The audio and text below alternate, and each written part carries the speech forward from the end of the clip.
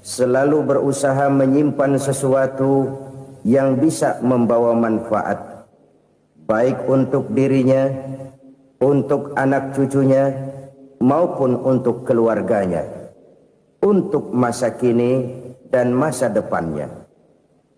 Kadang simpanan itu berbentuk uang, kadang berupa tanah, lain saat berbentuk pabrik, dan lain sebagainya. Sementara masa depan yang paling pasti adalah akhirat.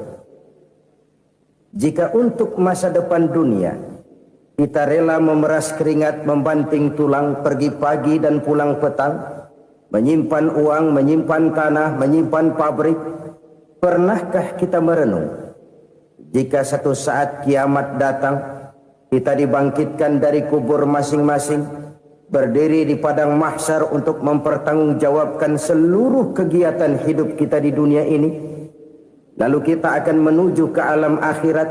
Sudahkah kita mempunyai simpanan untuk akhirat kita? Pada pertemuan kali ini saya ingin menyampaikan sebuah hadis di mana Rasulullah sallallahu alaihi wasallam bersabda, arba'un min kanzil jannah. Simpanan sorga ada 4 macam. Yang pertama, ikhfa'us sadaqah, menyembunyikan sedekah. Saudara-saudara kaum muslimin, sebagaimana yang kita maklum bahwa Allah Subhanahu wa taala melebihkan sebagian rezeki dari kita terhadap yang lain. Ada yang kaya, ada yang setengah kaya, ada yang miskin, ada yang setengah miskin, dan selanjutnya. Ada yang gajinya kecil tapi penghasilannya gede. Ada yang penghasilannya gede tapi nggak punya gaji. Ada juga yang memang gajinya gede dan penghasilannya gede. Kelebihan rezeki merupakan sunnatullah dan tidak harus membuat kita merasa lebih dari yang lain. Bahkan sebaliknya, kelebihan itu harus membuat kita ringan tangan untuk menolong mereka yang memang memerlukan pertolongan. Kalau saudara diberikan ilmu, maka pertanyaan akhirat cuma satu, ilmumu kau amalkan untuk apa? Kalau saudara diberikan umur yang panjang, pengadilan akhirat juga bertanya satu, umurmu kau habiskan di mana? Tapi kalau saudara diberikan harta, pengadilan akhirat akan bertanya 2, hartamu kau dapat dari mana, kau belanjakan kemana?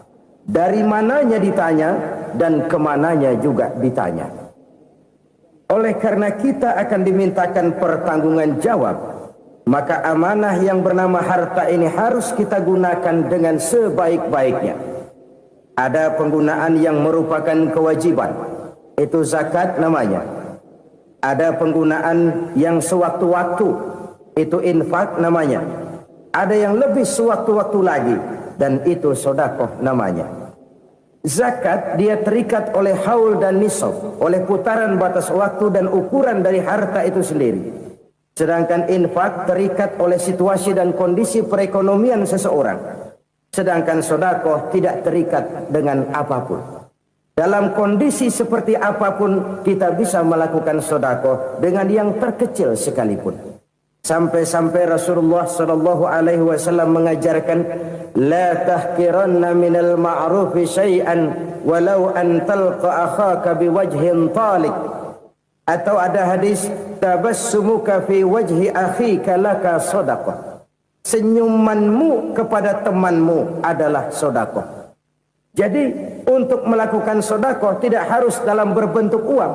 Dengan ilmu kita bisa sedekah, dengan tenaga kita bisa bersedekah, dengan pikiran kita bisa bersedekah, bahkan senyum kepada teman itu pun sedekah. Jadi kalau sedekah dengan uang memang belum punya uang, nyengir aja banyakin. Itu asal pada tempatnya, jangan lalu ketemu tiang listrik cengengesan. Tentu tidak pada tempatnya dan tidak wajar. Nah, sedekah yang paling dicintai Allah adalah sedekah yang disembunyikan. Artinya, jauh dari sifat riya. Kan kadang-kadang ada orang sedekah itu disebutkan namanya, apa tidak bagus? Kalau memang niatnya ikhlas, ya bagus-bagus saja. Untuk memberikan sugesti kepada yang lain. Di Fulan bin Fulan nyumbang sekian, diumumkan. Boleh kalau niatnya untuk memberikan rangsangan kepada yang lain supaya dia menyumbang lebih besar dari orang tadi. Tapi kalau itu mendatangkan riya, maka sedekah yang paling dicintai Allah adalah sedekah yang disembunyikan. Tangan kiri saja tidak tahu apa yang diberikan oleh tangan kanan. Sedekah yang dilakukan dengan ikhlas akan merupakan perbendaharaan surga, tersembunyi dari pandangan orang lain, tidak seorang pun tahu. Karena memang sikap yang baik adalah melupakan kebaikan dan mengingat kesalahan. Itu salah satu ciri orang bahagia. Orang yang selalu mengingat kesalahannya dan berusaha melupakan segala kebaikannya. Kalau dia akan berada kebaikan, dia tidak bisa ikut, dia merasa rugi karena dia merasa belum pernah berbuat baik. Tapi kalau akan melakukan kesalahan baru, dia ingat kesalahan yang sudah-sudah, sehingga terhalang baginya untuk melakukan satu kesalahan baru. Demikianlah saudara-saudara, bahwa Allah melebihkan rizki sebagian kita dari yang lain, agar terjadi tolong menolong dalam kehidupan ini. Jadi kesenjangan yang nature, kesenjangan yang alami, itu sunnatullah. Ada yang kaya, ada yang miskin, ada yang kelas menengah. Nah, kenapa lalu sekarang kita berusaha mengentaskan kemiskinan? Oleh karena adanya kesenjangan struktural.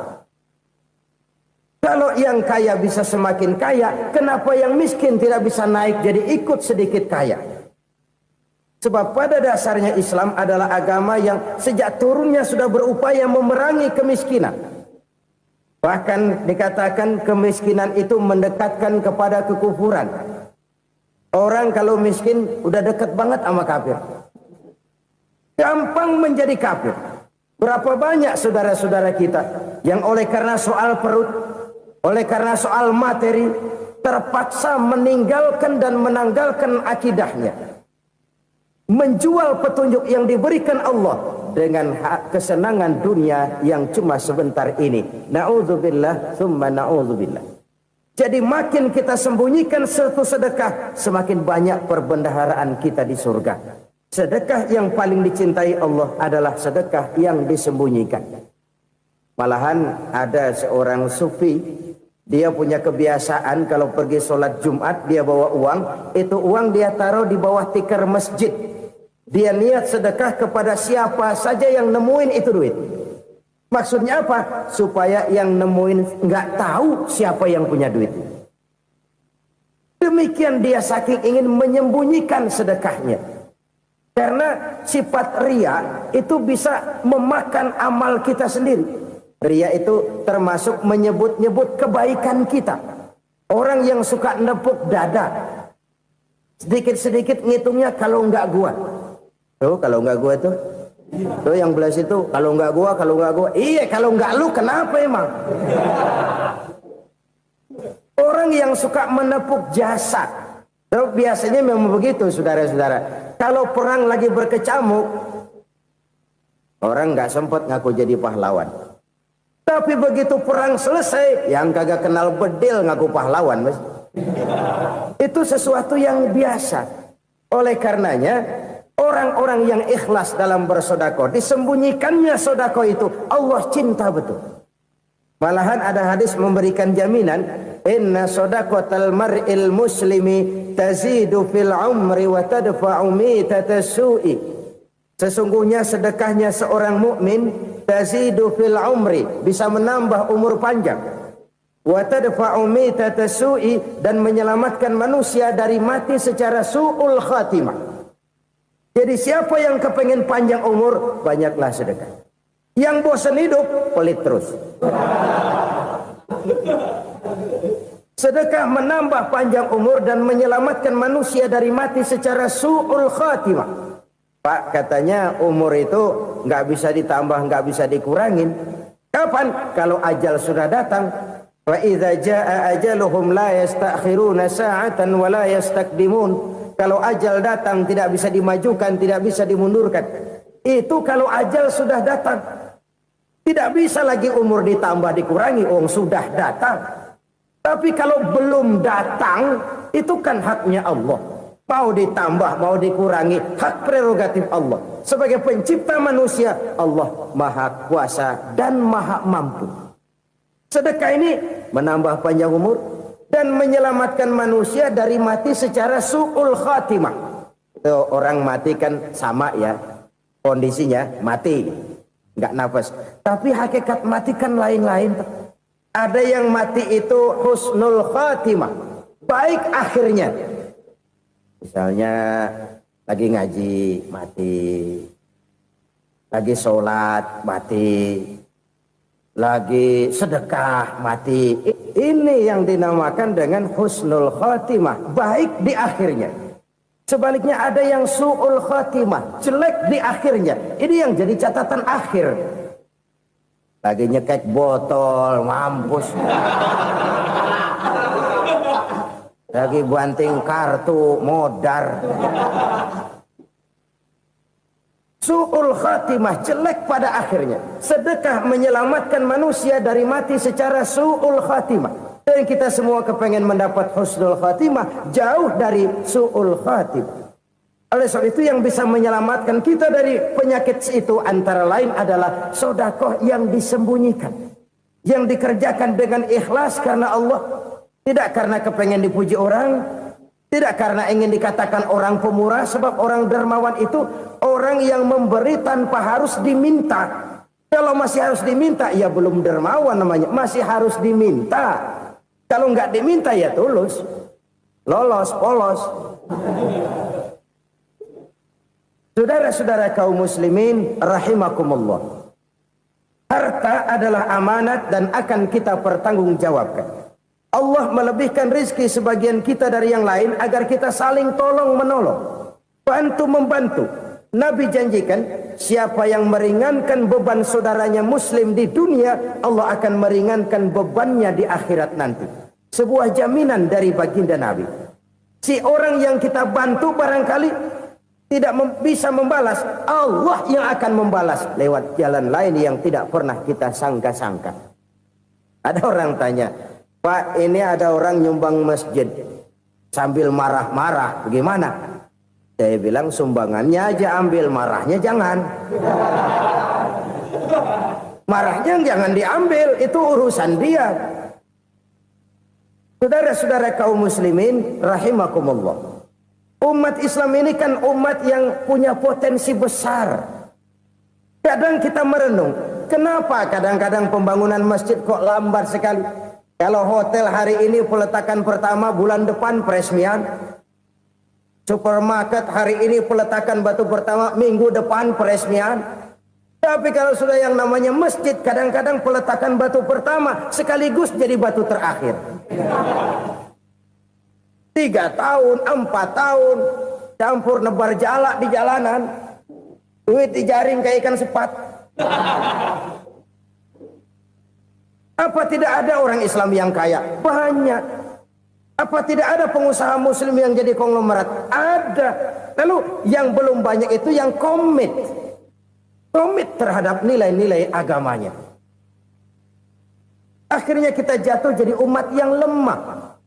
Belum ada pengusaha konglomerat muslim buka pabrik supermi cap bedug misalnya umpamanya atau pabrik kecap cap sorban supaya identitas keislamannya sedikit kelihatan. Kita jatuh jadi umat yang lemah karena potensi tidak terinventarisir dengan baik. Kita ini ibarat kompor yang cuma matengin nasi orang lain. Potensi kita dimanfaatkan oleh orang lain. Ukhuwah Islamiyah kita baru terbatas kepada silaturahmi. Ukhuwah di bidang ekonomi kita lemah, ukhuwah di bidang kebudayaan kita lemah, apalagi ukhuwah di bidang politik kita lebih rapuh lagi. Padahal ukhuwah itu adalah totalitas kehidupan manusia, menyangkut ipolek sosbud, memerlukan nilai-nilai ukhuwah.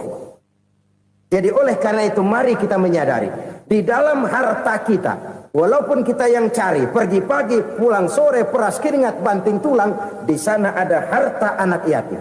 Di sana ada hak masjid. Di sana ada hak pesantren, di sana ada hak jihad. Berbahagialah seseorang apabila dia oleh Allah dijadikan keran. Keran itu menyimpan air, tapi tidak untuk dirinya, tapi disalurkannya kepada mereka yang memang memerlukannya.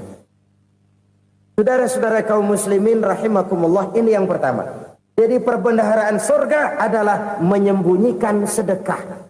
Orang lain nggak tahu, kita pun nggak pernah ngitung-ngitung. Kita anggap lewat begitu saja, padahal itu deposit akhirat. Satu. Yang kedua, perbendaharaan surga itu apa? Wa kitmanul musibah, menyembunyikan kesulitan.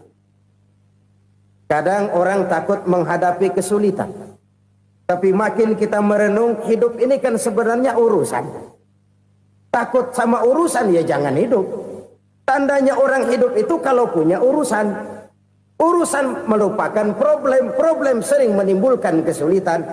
Kesulitan bukan untuk ditakuti, tapi untuk diatasi dan dicarikan jalan keluarnya. Siapa sih orangnya yang gak pernah sulit-sulit? Makin tinggi status sosialnya, makin gede urusannya.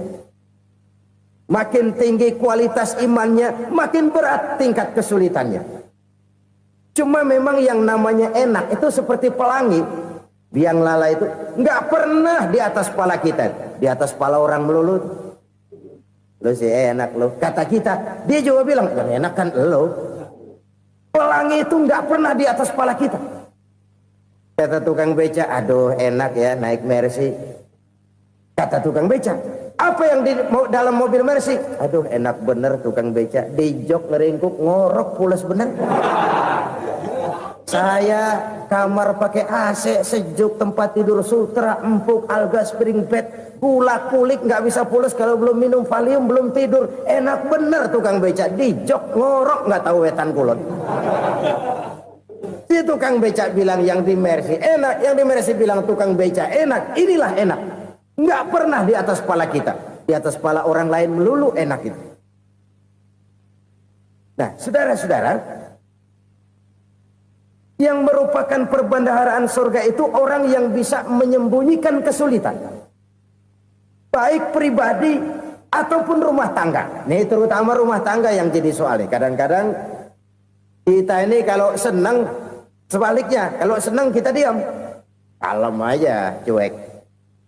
Banyak banget duit kita, bawaan diam aja udah. Malah ketemu orang takut. Tapi begitu susah, sekampung tahu. Padahal Nabi mengajarkan perbendaharaan surga itu menyembunyikan musibah, menyembunyikan kesulitan. Kalau enak, cerita sama orang-orang. Kalau nggak enak, rasain sendiri, tekan sendiri, atasin sendiri. Kita kan sebaliknya.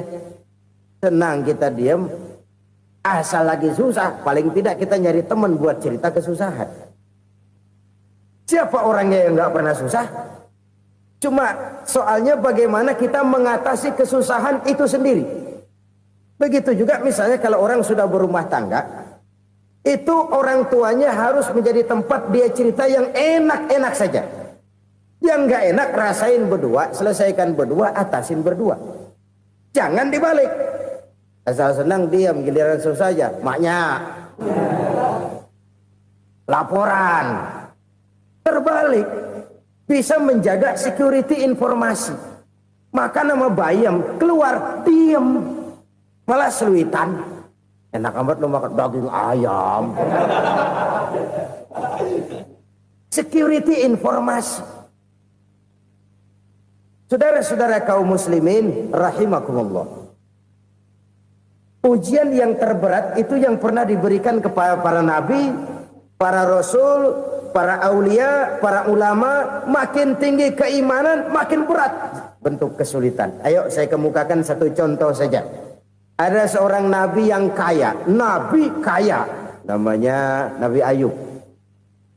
Iblis kalau orang begini kan keki, ibadahnya rajin, kaya. Nih yang kayak begini susah digodain. Kalau ibadahnya rajin, miskin, kali bisa disogok. Sini imannya mantap, ibadahnya rajin, kaya, nabi lagi. Oh, tapi namanya iblis nggak kurang akal. Laporan, Tuhan, kenapa Les? Ya ini bahasa saya, bahasa Qurannya sih nggak gitu. Itu hambamu yang namanya Ayub, dia rajin ibadah cuma karena dikasih kaya aja. Coba kasih miskin dia, berhenti dia sembahyang. Ah, kamu bisa aja. Saya tahu Ayub itu hambaku yang ikhlas. Saya buktiin Tuhan, silahkan.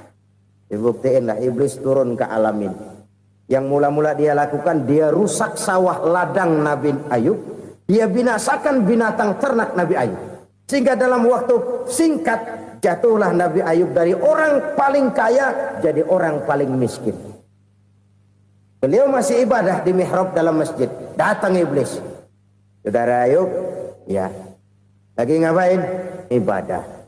Nyembah Allah, nyembah Allah. Oh, percuma. Kenapa? Tuhan yang ente sembah nih, dia udah bikin miskin ente. Sawah ladang ente hancur lebur, binatang ternak binasa. Sekarang ente jadi orang paling miskin. Ngapain nyembah Tuhan kayak begitu? Tekor. Udah berhenti dah ibadah, berhenti ibadah. Ini iblis sama Tuhan laporannya lain, yang dikerjakan kepada Nabi Ayub juga lain. Benar begitu iblis kata Nabi Ayub? Iya. Sawah ladang saya habis, buras. Binatang ternak saya binasa, binasa. Saya miskin, bangpak. Apa jawab Nabi Ayub? Bukan innalillahi, ini hebat. Alhamdulillahillazi a'tani wa akhza minni. Segala puji bagi Allah yang telah memberikan harta kepada saya dan sekarang mengambilnya lagi. Alhamdulillah. Allah yang ngasih, Allah yang ambil. Itu mah urusan Allah. Iblis cuman ibadah jalan terus, sujud lagi Nabi Ayub. Iblis seleher gondok banget.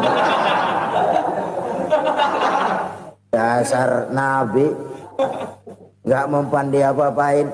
Miskin malah alhamdulillah. Allah yang ngasih, Allah yang ngambil. Jadi kalau kita tidak komit, kita tidak terikat kepada kaya, miskin, senang, susah, apa yang bisa bikin kita susah? Jadikan kekayaan, kemiskinan, jadikan senang, susah sebagai anak buah yang bisa kita atur. Jangan kekayaan ngatur kita, jangan kemiskinan ngatur kita. Kita yang harus mengatur mereka. Senang, susah, kaya, miskin, bahagia, sengsara, jadikan itu anak buah yang bisa kita atur. Kalau sekarang kita kaya, lain saat boleh jadi kita miskin, semiskin-miskinnya. Allah yang ngasih, Allah yang ngambil. Tenaga mana yang bisa menghalangi? Ibadah jalan terus. Iblis makin gondok. Dasar Nabi loh. Akhirnya apa? Nabi Ayub dikerjain, diberikan penyakit. Demikian fatal penyakitnya. Bayangin, udah miskin sakit. Masya Allah. Miskin sakit. Sakitnya nggak lama, kira-kira 16 tahun. Istrinya 3, 2 mental minta ceraiin. Ngerawatin laki bengek begini. Senang belum tentu, susah udah pasti nih. Cerai aja, cerai dah. Cerai. Tinggal satu Siti Rahmah yang setia menemani beliau. Sesetia-setianya hati perempuan. Satu saat Siti Rahmah bilang, "Bang, iya, abang kan Nabi bang. Lalu namanya Nabi kan doanya jarang meleset bang. Maksud kamu minta kenapa sih sama Tuhan biar abang sembuh baik dah bang?" Siti Rahmah, iya. Saya sakit berapa tahun sih dah? 16 tahun bang. Sebelum ini saya sehat berapa tahun? Ya kira-kira 60 tahun bang. Nah coba ente banding-bandingin Rahmah. Saya dikasih sehat 60 tahun. Dikasih sakit 16 tahun. Sudah nggak sabar. Mau doa kepada Allah minta sembuh. Saya malu. Malu kepada Allah. Diuji dengan yang luar biasa seperti ini. Tidak mengganggu stabilitas kehambaannya. Dia tetap menghamba kepada Allah subhanahu wa ta'ala. Saudara-saudara kaum muslimin rahimakumullah. Kunci menghadapi kesulitan itu apa? Allah jelaskan dalam satu ayat, wa basyiris sabirin alladzina iza asabathum musibah qalu inna lillahi wa inna ilaihi raji'un. Gembirakan orang-orang yang sabar Siapa mereka itu? Yang apabila mendapat musibah mereka kembali kepada keyakinan dasar, segalanya dari Allah dan segalanya akan kembali kepada Allah. Ini konsepsi dasar dari sikap muslim dalam menghadapi berbagai kesulitan. Segalanya dari Allah, segalanya akan kembali kepada Allah. Kalau ini sudah kondisi dasarnya, maka kita akan lapang menghadapi kenyataan bagaimanapun pahitnya. Apakah itu namanya miskin, apakah itu namanya sakit, bahkan maut sekalipun. Maut sekalipun. Segalanya dari Allah, segalanya akan kembali kepada Allah. Ini sikap hidup, bukan sekedar ucapan. Kita kadang-kadang menjadikannya sebagai ucapan. Mulutnya sehingga berhenti, innalillahi wa inna ilaihi rajiun, tapi nangisnya terus gerung-gerungan. Bukan itu, ini kesadaran moral. Kalau segalanya dari Allah, segalanya kembali kepada Allah, kan sebenarnya cuma nunggu giliran. Hari ini saya nyembayangin dia, entah hari apa saya disembayangin orang. Hari ini saya antar dia ke kubur, entah hari apa orang nganterin saya ke kubur. Hari ini saya tahlilkan dia, entah nanti kapan orang tahlilkan saya. Segalanya dari Allah, segalanya akan kembali juga kepada Allah. Oleh sebab itu saudara-saudara, kesulitan bukan untuk ditakuti. Kesulitan justru untuk diatasi, dicarikan jalan keluarnya. Dan tidak ada orang yang tidak pernah mendapat kesulitan. Tidak ada. Semakin tinggi status sosial, semakin tinggi kualitas keimanan, semakin besar juga tingkat kesulitan. Hanya saja bagaimana cara kita mengatasinya. Dan Al-Quran menyatakan, inna ma'al usri yusra. Di balik kesulitan itu pasti ada kemudahan. Roda itu berputar. Karena itu Rasulullah Sallallahu Alaihi Wasallam mengingatkan kepada kita, ta'arraf ilallahi firraha ya'rifka fisyiddah. Ingatlah kepada Allah di waktu kamu senang, supaya Allah ingat kepada kamu di waktu kamu susah. Kalau waktu senang kita ingat kepada Allah, kita susah, Allah tidak akan meninggalkan kita. Tapi kalau waktu senang kita jauh dari Allah, sujud tidak sempat, dengan masjid jauh, ketika senang kita lupakan Allah. Nanti begitu kita susah,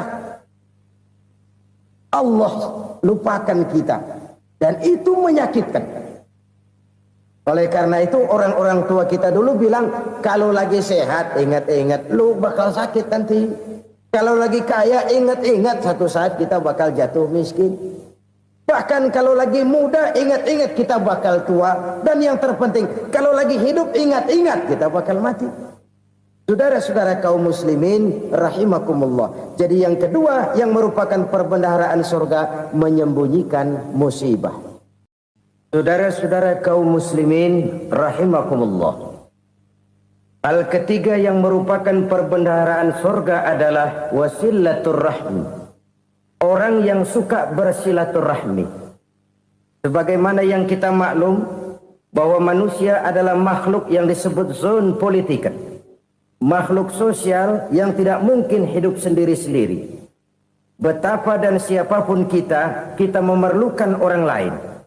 Bodoh betul manusia kalau tinggal di tengah masyarakat tapi tidak mau bermasyarakat. Merasa hebat sendiri, pinter sendiri, gagah sendiri, kaya sendiri. Mungkin kalau mati juga ngubur sendiri. Jangankan kita di sini, di sorga saja Nabi Adam waktu sendirian bengong melulu, mondar mandir. Allah tegur dam sepi dam. Ya ini kalau bahasa saya. Iya Tuhan sepi ini nggak ada coret-corekan pisan ini. Diciptakan Siti Hawa baru anteng Nabi Adam. Itu di surga. Cobalah. Umpamanya saudara tinggal di Jakarta nih. Kaya bener. Apaan aja di Jakarta punya saudara dah. Jembatan Semanggi ambil. Monas, Buntel bawa pulang. Hotel-hotel ambil semua. Cuman tinggal di Jakarta sendirian, apa enaknya? Betapa dan siapapun kita perlu orang lain. Tidak ada seorang pun yang bisa memenuhi kebutuhan hidupnya secara sendiri-sendiri. Nah, Islam telah menyelamatkan manusia dari ras diskriminasi. Mengikat manusia dengan persaudaraan yang berlandaskan kepada akidah. Karena itu dianjurkan bersilaturahmi. Bahkan Nabi menyatakan, man arada ayyubsata lahu fi rizqihi wa yunsa'a fi atharihi falyasil rahimah. Siapa yang kepengen diluaskan rezekinya dan dipanjangkan usianya, banyaklah ia bersilaturahmi. Siapa yang kepengen dimudahkan rezekinya, hendaknya ia banyak bersilaturahmi. Kalau banyak teman, kesulitan kan paling tidak ada tempat cerita. Udah susah, sendirian kita pikirin diri, nggak ada tempat tukar pikiran. Cepet banget sama bengek. Dilawan sendiri. Nah, secara makro kita bisa berkata, tidak mungkin ada kemenangan kalau tidak ada kekuatan. Tidak ada kekuatan kalau tidak ada kesatuan dan persatuan. Tidak mungkin ada kesatuan dan persatuan tanpa semangat silaturahmi. Kalau umat Islam mau menang, dia harus kuat. Kalau umat Islam mau kuat, dia harus bersatu. Kalau umat Islam mau bersatu, dia harus membudayakan silaturahmi ini. Bahkan sampai-sampai kata Nabi, kalau bisa cari nilai tambah. Apa? Silman qata'ak. Bersilaturahmilah kau kepada orang yang marah denganmu. Masya Allah, indahnya ajaran agama kita.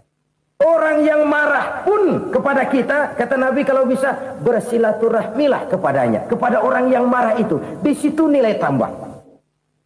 Cuman jujur nih hadis, ngucapinnya gampang, ngamalinnya yang berat banget. Orang marah sama kita, kita disuruh silaturahmi, ada apa malu? Lu marah, ada gua marahan lagi. Tunggu pikirin.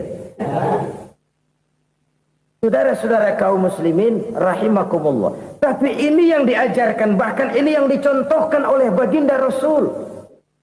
Bagaimana begitu mudah, misalnya satu saat Abu Jahal ini ngatur strategi bagaimana bikin Muhammad celaka. Dia gali lubang di depan tempat tidurnya. Dia tutupin daun korma. Terus dia panggil seseorang, ke sini. Kasih tahu Muhammad, pamannya sakit keras, minta ditengokin. Berangkat orang ini ke sana. Muhammad, labbaik. Pamanmu sakit keras, dia minta ditengokin. Baik, saya akan datang menjenguk beliau. Berangkatlah Nabi ke rumah Abu Jahal tanpa prasangka apapun.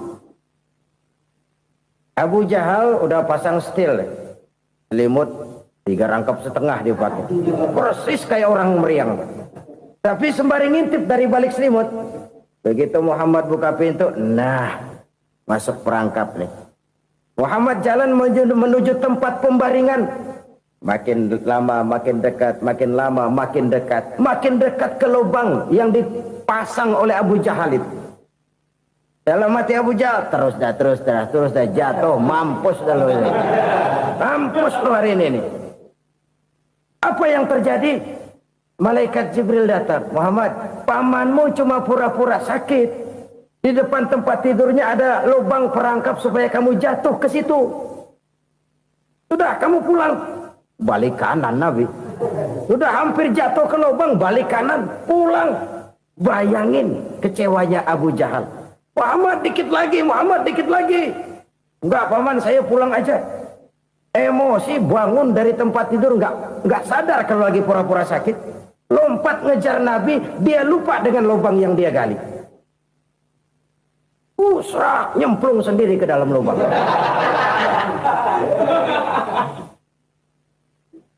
Nabi terus berlalu. Ini terjadi keanehan.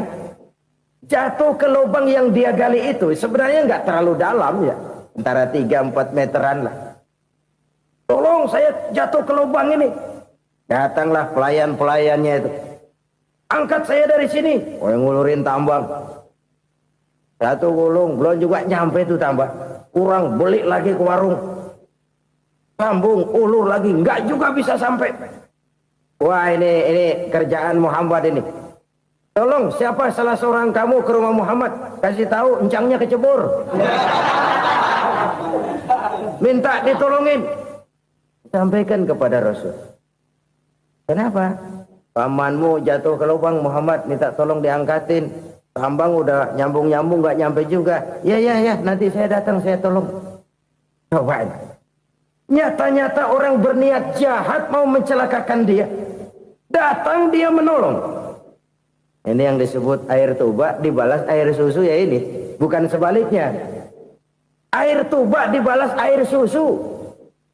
Paman, kecebur ya? Iya Muhammad, tolong ini. Pegang tangan saya. Nabi ulurkan tangannya. Nyampe. Dipegang oleh Abu Jahal. Diangkat ke atas. Sampai atas. Apa kata Abu Jahal? Sihirmu memang hebat Muhammad. Udah ditolongin dikata sihir. Yang enak kita kemplang kan itu orang begitu. Urusan apa? Tapi inilah akhlak. Kalau bisa kamu bersilaturahmilah dengan orang yang marah kepadamu sekalipun. Orang marah kita tetap baik. Kalau kita berbuat baik sama orang yang memang baik, rasanya sih biasa-biasa aja. Orang baik kita baik lagi, ya draw aja, belum ada nilai tambah di situ. Baru ada nilai tambah kalau kita bisa berbuat baik kepada orang yang nyakitin kita. Itu namanya kita setingkat di atas dia. Dia sakitin kita, kita berbuat baik sama dia. Dia pelit sama kita, kita baik sama dia. Dia marahin kita, kita deketin dia. Di situ kita punya nilai tambah. Jadi siapa yang ingin diluaskan rezekinya kata Nabi dan dipanjangkan umurnya, hendaklah ia banyak-banyak bersilaturahmi. Sederhana sebenarnya silaturahmi. Tapi silaturahmi membangkitkan semangat kesatuan dan persatuan.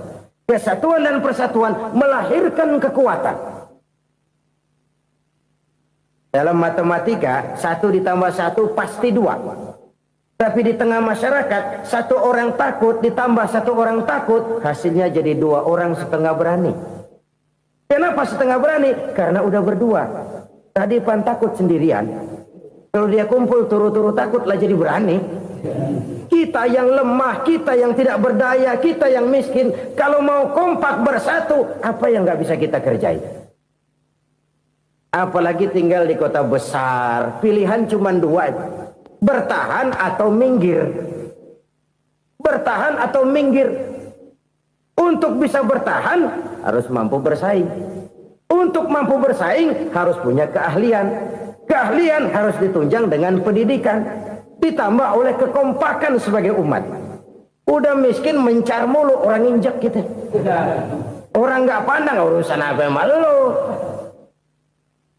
Oleh karena itu silaturahmi pada hakikatnya merupakan roh dari ukhuwah yang diajarkan oleh agama kita. Bagaimana Islam menyelamatkan masyarakat manusia dari ras diskriminasi, mengikat manusia, dan tidak ada persaudaraan yang lebih indah selain persaudaraan yang diikat dengan nilai-nilai akidah. Sepanjang orang di jalan Allah, itulah saudara kita. Keluar dia dari jalan Allah, selesailah persaudaraan sampai di situ. Karena itu, kalau ingin menyimpan sesuatu di surga, banyaklah bersilaturahmi. Datang ke rumah ini, datang ke rumah itu, dan lain sebagainya. Itu simpanan kita di akhirat nanti. Ini yang ketiga. Saudara-saudara, yang keempat, perbendaharaan surga itu apa? Wa qawlu la hawla wa la quwwata illa billah. Ucapan la haula wa la quwwata illa billah. Ibadah kan ada yang berat, modalnya besar. Bangun masjid berat, modalnya besar. Bangun rumah sakit berat, modalnya besar. Ada ibadah yang berat tapi modalnya ringan. Misalnya puasa. Puasa itu berat, mengendalikan nafsu. Kalau sekedar nggak makan nggak minum sih enteng, mengendalikan nafsu itu jihad terbesar. Tapi kan modalnya ringan, cuma niat saja. Ini ibadah berat, modalnya ringan. Ada ibadah yang ringan, modalnya juga enteng. Seperti termasuk ucapan la haula wa la quwwata illa billah. Tanpa sadar, la haula wa la quwwata illa billah, nyelengin tuh di surga. Nyelengin, kita nggak terasa, nyelengin simpenan akhirat. La haula wa la quwwata illa billah, nyimpan lagi. Kaget, la haula wa la quwwata illa billah, nyimpan lagi. Banyak simpenan. Walaupun sebenarnya yang dimaksud di sini adalah kesadaran batin bahwa tidak ada daya dan kekuatan kecuali Allah. Itu intinya. Kita memulai pekerjaan disunahkan baca bismillah, kan begitu. Apa itu? Kesadaran moral. Bahwa ini saya bisa kerjakan. Saya kerjakan ini dengan menyebut nama Allah. Kenapa? Kalau Allah tidak memberikan daya dan kekuatan, mana mampu saya kerjakan ini. Maka saya kerjakan ini dengan menyebut nama Allah. Bismillah. Kesadaran moral. Manusia hanya wajib berusaha, tapi nggak pernah wajib berhasil. Banyak hal-hal yang kalau kita renungkan secara rasio nggak mungkin. Tapi jadi kenyataan. La haula wa la quwata illa billah. Tidak ada daya dan kekuatan kecuali bagi Allah semata-mata. Kesadaran moral akan kelemahan dan keterbatasan makhluk bernama manusia. Kadang kita kagum dengan otak, tapi kita sering lupa sama yang bikin otak. Padahal bagaimanapun hebatnya otak, yang bikin otak pasti lebih hebat dari otak. Nggak percaya? Silahkan otak-otakan. Inilah kecenderungan. Kita kagum dengan pesawat-pesawat mutakhir, bukan main, besi gede banget terbang itu. Alangkah hebatnya. Lalu apa yang bikin otak tidak lebih hebat dari itu semua? Kita puji laut. Apa yang bikin laut tidak lebih hebat dari laut itu? La haula wa la quwata illa billah. Tidak ada daya dan kekuatan kecuali Allah. Apa yang bisa kita lakukan kalau tidak karena daya dan kemampuan yang diberikan oleh Allah kepada kita? Lahirlah sikap tawadu, rendah hati, tidak melonjak menjadi angkuh dan sombong, sadar akan kelemahan dan keterbatasan diri sebagai makhluk yang diciptakan oleh Allah Subhanahu wa taala. Jadi satu sisi ini ucapan yang berpahala, la haula, jadi wiridan. Pada sisi lain ini kesadaran moral, sikap mental, kesadaran batin bahwa yang punya daya dan kekuatan itu cuma Allah. Kita nggak pantas untuk sombong, sebab sombong itu pakaiannya Allah. Kita nggak sedang pakai pakaian Allah, kegedean. Dan makin kita renungi, makin terbentur. Apa sih yang bisa kita sombongin? Kita mau sombong apa? Kaya, pintar, itu kan semua relatif. Di atas langit masih ada langit lagi. Jadi oleh karenanya, marilah kita menyadari. Manusia hanya wajib berusaha, tapi tidak pernah wajib berhasil. Yang berusaha saja tidak wajib berhasil, apalagi yang tidak berusaha. Islam bukan agama orang pemalas yang selesai sholat lalu endelohom, nggelenggem ayem-ayem. Tapi Islam bukan agama orang sombong yang setelah berusaha lalu tidak memerlukan Allah. Kita bisa saja bikin proyeksi, tahun sekian kita bakal panen besar menurut perhitungan otak. Tapi ada kejadian lain. Apa? Tikus ngambek. Habis itu dimakanin tikus, panen gagal. Proyeksi rasional gagal oleh tikus-tikus yang ngambek itu. Bisa saja terjadi. Tahun depan kita panen besar, urung. Kenapa? Musim panas panjang. Dan sekarang ini koran-koran bikin berita musim mengalami penyelewengan. Bukan cuma manusia yang nyeleweng sekarang. Musim pakai nyeleweng. Mestinya kan musim hujan udah selesai, masih hujan-hujan juga. Musim. Nah sekarang kita boleh bikin proyeksi, kita bakal panen besar. Tahu-tahu musim panas panjang, sawah retak, air kering. Cari teknokrat yang paling botak, suruh pendekin tuh musim panas. La haula wa la quwata illa billah. Inilah kesadaran moral. Saudara, saya teringat satu saat ada seorang konglomerat. Umurnya ya kira-kira 70-an. Suatu saat dia ditanya oleh wartawan, "Pak, umur Bapak berapa sih?"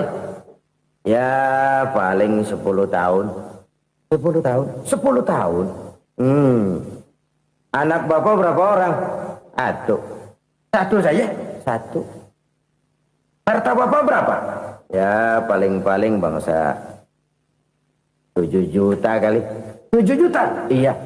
Pak, kenapa Bapak bohongi saya? Bapak punya buku biografi. Koran-koran, majalah-majalah banyak memuat cerita riwayat hidup Bapak. Saya tahu umur Bapak 70. Kenapa bilang cuma 7 tahun? Saya tahu anak Bapak 8. Kenapa cuma bilang 1? Saya tahu harta bapak miliaran, mungkin triliunan, pabrik di mana-mana, bank di mana-mana. Kenapa bilang uang bapak cuma 7 juta? Nah, kata si konglomerat tadi, kamu benar nak, kamu benar. Umur saya kalau jumlahnya memang 70 nak. Cuman ingat-ingat saya, baru 7 tahun terakhir ini saya sujud. Baru 7 tahun terakhir ini saya berusaha dekat dengan Allah. Saya laksanakan perintahnya, saya jauhi larangannya. 7 tahun inilah rasanya yang ada nilainya di hadapan Allah. Yang 63 tahun matong, kelabu, kelam umur gue. Habis untuk maksiat, untuk munkarat. Maka ketika ditanya tadi, umur saya 7 tahun itu. Oh begitu Pak. Oh iya. Lalu anak Pak. Anak bapak kan 8. Kenapa bilang cuma 1? Nah, kalau jumlah hitungannya memang anak saya 8. Tapi dari 8 orang ini rasanya cuma 1 nih. Yang bakal jadi buah hati, belahan jantung. Pelanjut cerita, penerus sejarah. Bakal jadi anak soleh yang akan mendoakan saya. Cuma 1 rasanya anak saya ini yang bakal jadi buah hati saya. Besar-besaran saya. Yang akan mendoakan di kubur saya. Yang akan mendoakan di akhirat saya. Yang 7 orang mana, Masya Allah, yang atu tenggeng, yang atu nyekek botol mulu, yang atu nggak karu-karuan. Makanya saya bilang 1 anak saya yang akan bisa mendoakan saya. Oh begitu Pak. Iya. Nah harta Pak, harta bapak kan triliunan, pabrik bapak di mana-mana, uang bapak hampir di tiap bank-bank besar. Kenapa bilang cuma 7 juta? Betul kau nak. Harta saya kalau jumlahnya memang miliaran, triliunan mungkin. Tapi yang saya ingat baru 7 juta tuh yang saya belanjakan di jalan Allah. Saya nyumbang masjid, saya santuni yatim piatu, saya bantu pembangunan pesantren, saya bantu pembangunan rumah sakit Islam. Itu yang akan saya bawa pulang ke akhirat, yang 7 juta itu. Yang triliunan itu nanti akan diperebutkan oleh anak-anak saya sebagai waris saya. Jadi harta saya 7 juta itu yang bakal nemenin saya di akhirat. Yang akan saya bawa pulang jadi teman saya. Saudara-saudara kaum muslimin, jangan-jangan orang tua itu adalah kita-kita ini. Jangan-jangan kita-kita ini adalah orang tua itu. Jangan-jangan itu potret dari diri kita masing-masing. Dari sekian umur yang diberikan Allah, berapa tahun yang ada nilainya di hadapan Allah? Dari sekian anak-anak yang merupakan amanah, berapa yang akan mendoakan kita sebagai orang tuanya menjadi anak soleh? Dari sekian banyak harta yang diberikan Allah, berapa yang akan kita bawa pulang menghadapnya nanti, yang kita belanjakan di jalan Allah? Ini sebuah potret kehidupan. Karena itu kita kembali kepada la haula wa la quwwata illa billah. Kita wajib berusaha, kita wajib berikhtiar. Selebihnya, segala daya dan kekuatan hanya milik Allah saja semata-mata. Satu kesadaran batin dari setiap pribadi muslim. Setelah ia berusaha dan berikhtiar, ia menyerahkannya kepada Allah Subhanahu wa ta'ala. Jadi, satu sisi ini merupakan wiridan ucapan yang mengandung pahala. Pada sisi lain, ini merupakan sikap batin dari seorang muslim di dalam ia menghadapi realitas kehidupan ini. Saudara-saudara kaum muslimin, rahimakumullah. Kalau ini kita jadikan satu basis kehidupan, maka ini akan menyelamatkan manusia dari kemungkinan tergelincir menjadi orang yang lupa diri dan lupa darat. Sebab itu Imamul Ghazali berpesan, jadidis safinah fa innal bahra amiq wa khuziz zad fa inna safara ba'id wa khaffifil hamla fa innal hamla sadid. Perbarui selalu kapalmu karena lautan sangat dalam. Bawa bekal yang banyak karena perjalanan ini sangat jauh. Ringankan beban karena kebanyakan beban akan menyakitkan. Alangkah indah kalimat ini, alangkah dalam makna yang terkandung di sana. Perbarui selalu kapalmu karena lautan sangat dalam. Apa artinya ini? Jaga mentalmu baik-baik. Pelihara imanmu baik-baik karena hidup penuh cobaan seperti lautan. Kita kalau berlayar di lautan kan kadang-kadang tenang, angin bertiup sepoi-sepoi basah. Jika malam datang bintang gemintang bertabur menghias cakrawala. Rembulan memantulkan sinarnya dengan indah. Dalam keadaan begitu berlayar enak. Tapi lain saat ombak menggunung, halilintar menyambar, angin topan bertiup. Berapa banyak sudah saudara-saudara kita yang tenggelam di lautan dunia tanpa sadar bahwa dia belum sampai kepada pantai yang akan dituju. Berapa banyak sudah saudara-saudara kita yang tenggelam di lautan dunia ini tanpa sempat bangkit lagi. Dia menyangka sudah sampai kepada tujuannya. Hati-hati kapal jangan sampai bocor karena lautan sangat dalam. Iman ini jaga baik-baik karena hidup penuh dengan ujian.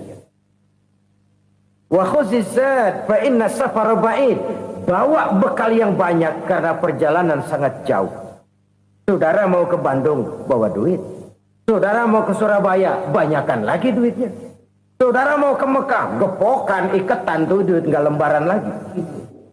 Makin jauh perjalanan, makin banyak bekal yang harus kita bawa. Kalau saudara dari Jakarta mau ke Surabaya, kagak bawa duit berangkat juga, itu sih bukan berani namanya, nekat. Sampai Surabaya belum tentu, sengsara di jalan udah pasti. Kenapa? Nggak bawa bekal berangkat. Sama juga kita nih, misalnya belum sempat sembahyang, mati. Waduh, berani banget orang. Belum punya bekal, mati. Sengsara di jalan. Atau bekal tidak cukup. Dari Jakarta saudara mau ke Surabaya, bawa duit 500 perak. Paling jauh Cikampek nyampenya itu. Paling jauh itu. Antara jauhnya perjalanan dengan bekal yang saudara bawa tidak seimbang. Hidup ini perjalanan panjang. A walking tour. Dimulai dari alam arwah. Sebelum jasad diciptakan, roh diciptakan lebih dulu. Dari situ pindah ke alam rahim. Dari alam rahim pindah ke alam dunia. Dari alam dunia pindah ke alam barzah. Baru menuju akhirat. Satu perjalanan panjang. Kalau bekal tidak bawa, sengsara di jalan. Bawa bekal yang banyak karena perjalanan ini sangat jauh. Wa khaffifil hamla, ringankan beban karena beban itu cuma akan menyulitkan. Kalau bekal itu sih keperluan, tapi beban nggak kita perluin, cuma ngeberat-beratin. Apa ini beban? Dosa, kecurangan, kebatilan, kezoliman, ketidakadilan, kesewenang-wenangan. Itu akan jadi beban kita di akhirat. Alangkah celakanya, perjalanan panjang, bekal tidak bawa, beban kelewat banyak, alamat sengsara di jalan. Pahala tidak ada, dosa berlipat ganda. Na'udzubillah, summa na'udzubillah. Kalau kita rangkum nasihat Al-Ghazali dengan kisah si konglomerat tadi, kita akan mengambil kesimpulan. Pertama, bekal terbaik dalam menghadapi gejolak kehidupan ini tidak lain adalah iman. Yang kedua, pahala dan dosa. Dua hal kontroversial. Pahala adalah bekal, dosa adalah beban. Tapi kita sekarang kan tidak begitu terangsang kepada yang abstrak. Orang berlomba mencari yang konkret-konkret saja. Yang real. Kalau memang dosa, benjol dong. Kira-kira begitu. Kira-kira begitu. Persis orang Yahudi dulu. Orang Yahudi itu kan pernah minta kepada Nabi Musa. Ya Musa, lan nu'mina laka hatta narallaha jahrah. Musa, kami nggak bakal mau beriman kepada Allah kalau belum kami lihat Allah ada nongkrong di depan kami. Kalau memang Tuhan ada, taruh dong di depan kami. Mau yang konkret-konkret saja.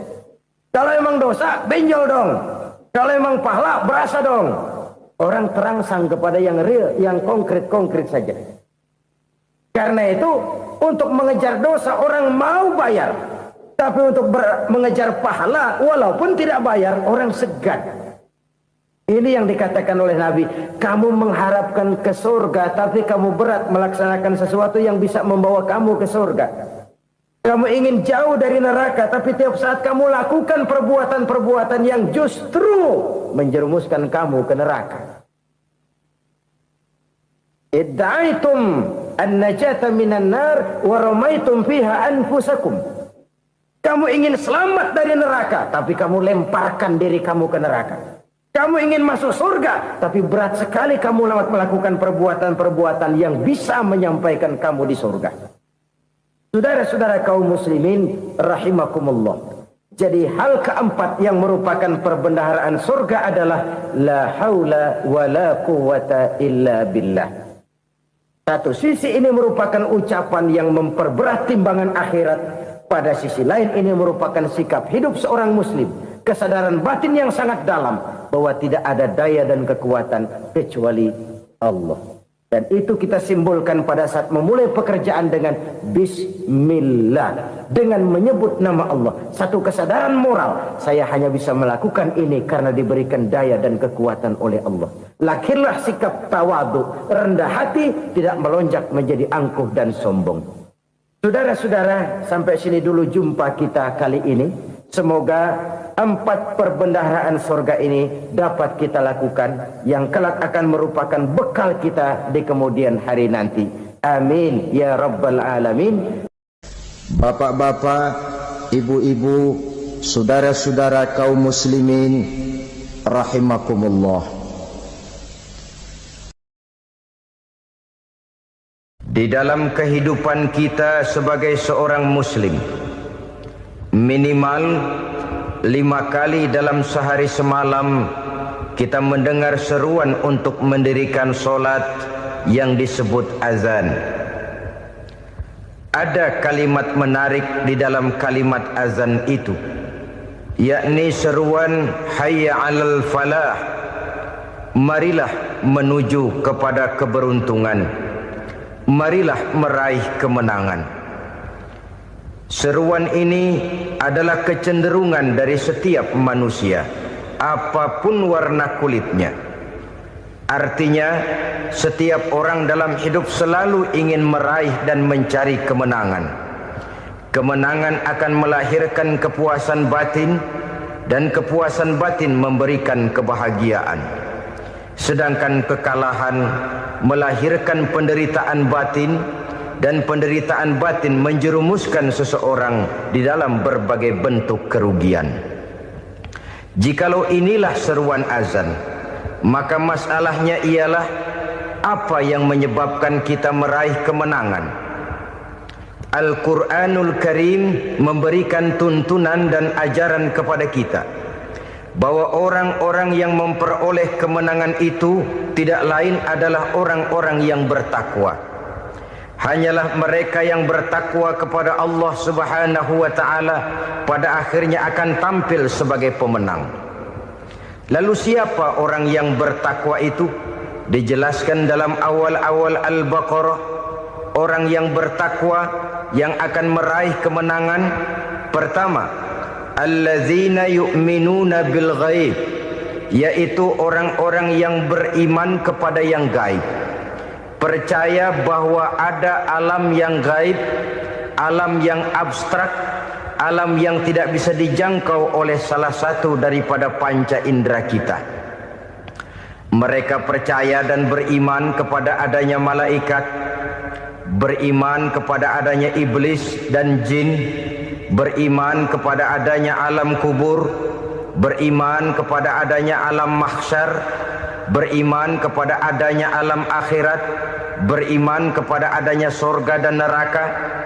Beriman bukan cuma sekedar beriman dalam ucapan bibir saja, tetapi beriman yang nilai iman itu mampu mewarnai gerak dan gaya hidupnya. Iman yang meresap sampai ke tulang sumsum, kemudian memberikan dampak positif di dalam kehidupan manusia. Alam, kita tahu, adalah sesuatu yang selain Allah, dan Allah bukanlah alam. Apapun namanya selain daripada Allah, itu adalah alam. Alam pada hakikatnya terbagi menjadi 2. Ada alam syahadah, alam nyata, alam konkret, alam yang bisa dijangkau oleh salah satu indera kita. Kemudian ada alam ghaib, alam yang tidak bisa dijangkau oleh panca indera kita, alam metafisika, alam abstrak, alam yang wajib kita imani keberadaannya. Kita percaya bahwa malaikat itu ada, Kita percaya kepada jin, bahwa jin itu ada.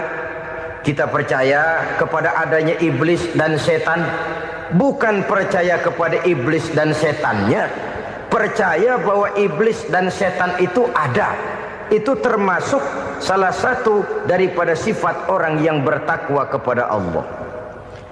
Saudara-saudara kaum muslimin rahimakumullah, kecenderungan pembangunan yang lebih bersifat materialistis biasanya menggeser aspek kehidupan rohani. Orang berpikir empiri, dan dalam pola pikir yang demikian maka alam gaib tidak lagi mendapat perhatian. Aspek kehidupan yang bersifat rohaniah malah mulai ditinggalkan. Akibatnya terjadilah kepincangan di dalam kehidupan kita. Pernah ada satu pengalaman pribadi dalam perjalanan kembali ke tanah air. Dalam pesawat di sebelah kanan saya duduklah seorang Jerman namanya Heiner Simonsen. Iseng saya ajak kenalan, saya ajak ngobrol, saya tanya dia.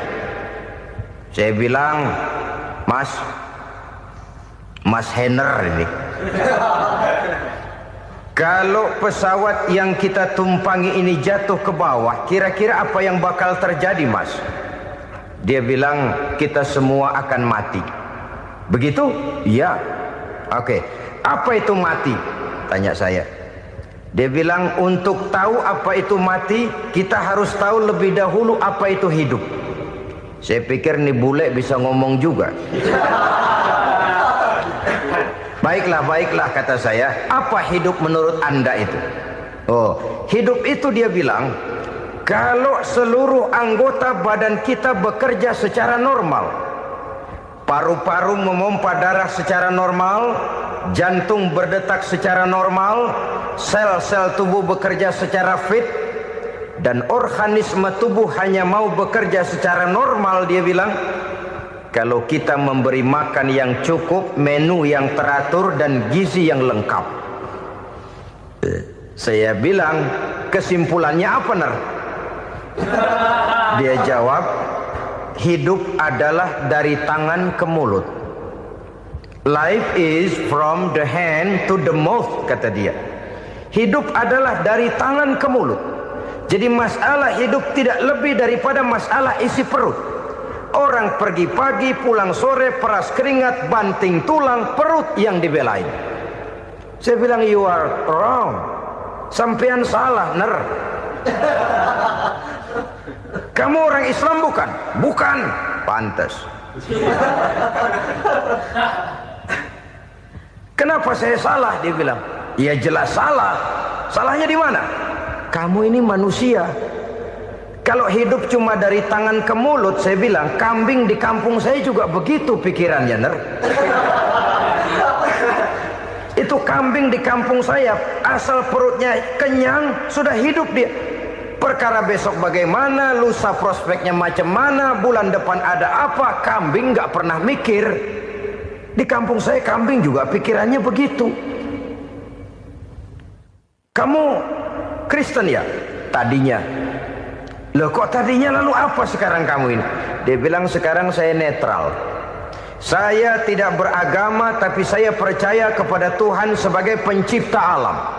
Saya ingat benar dia bilang, I haven't any religious, but I believe to God as the creator of the world.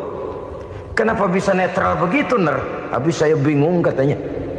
Islam bilang Islam baik, Kristen bilang Kristen baik, Hindu Buddha bilang Hindu Buddha baik, semua agama baik. Saya netral sekalian, nggak beragama. Yang penting saya percaya kepada Tuhan. Saya bilang, Ner, kamu ini kayak orang mau beli celana, lalu bingung. Yang satu bilang Levi's bagus, yang satu bilang Blue Jean hebat, yang satu bilang Wool England hebat. Celana ini hebat, celana itu bagus, celana ini hebat. Semua celana bagus, kamu bingung. Akhirnya netral, tidak pakai celana. Itu juga salah. Saya pikir-pikir, kemudian saya melihat bahwa dua pola berpikir Heiner ini nampaknya sudah mulai menggejala di lingkungan masyarakat bangsa kita. Disadari atau tidak, secara jujur kita harus berkata, dua pola pemikiran Heiner ini mulai berkembang di tengah masyarakat bangsa kita. Pertama, pola pikir materialisme. Hidup adalah dari tangan ke mulut. Masalah hidup tidak lebih masalah isi perut. Itu yang perlu dibela, dan disitulah arti kehidupan. Pergi pagi, pulang sore, peras keringat, banting tulang untuk mempertahankan perut. Kalau sudah kemari cara orang berpikir, maka buat apa percaya kepada yang gaib? Untuk apa sholat? Untuk apa puasa? Untuk apa zakat? Untuk apa menghadiri majelis taklim? Tanpa kepercayaan kepada yang gaib, hidup berjalan menurut alur empiris dan materialis. Kalau sudah ke sana cara orang berpikir, biasanya orang lalu cenderung menghalalkan segala cara. Hanyalah orang yang percaya bahwa akhirat ada. Hanyalah orang yang percaya bahwa alam kubur itu ada. Hanyalah orang yang percaya bahwa malaikat itu ada, hidupnya akan lebih terarah dan terkendali. Karena kepercayaan kepada yang gaib, yang merupakan fase daripada kehidupan setelah hidup yang sekarang ini, mewarnai gerak pribadi seseorang di dalam dia melakukan kegiatan hidupnya. Pola berpikir materialisme, disadari atau tidak, mulai menggejala di lingkungan masyarakat bangsa kita. Hidup tidak lebih dari urusan tangan ke mulut, mulut ke tangan, tangan ke mulut. Asal perut sudah kenyang, hiduplah sudah. Perkara bagaimana prospek hari yang akan datang, bagaimana akhirat, tidak jadi persoalan. Ini yang oleh Nabi diperingatkan, ad-dunya sijnul mu'min wa jannatul kafir. Dunia adalah penjara bagi orang beriman dan surga bagi orang kafir. Dulu di zaman Belanda hadis ini pernah disalah tafsirkan, disalah artikan, digunakan sebagai senjata untuk mengkebiri dan membuat impoten umat Islam. Sudahlah umat Islam gak usah macam-macam, kata Belanda. Dunia ini kan penjara buat orang Islam, surga buat orang kafir. Di penjara jangan bertingkah.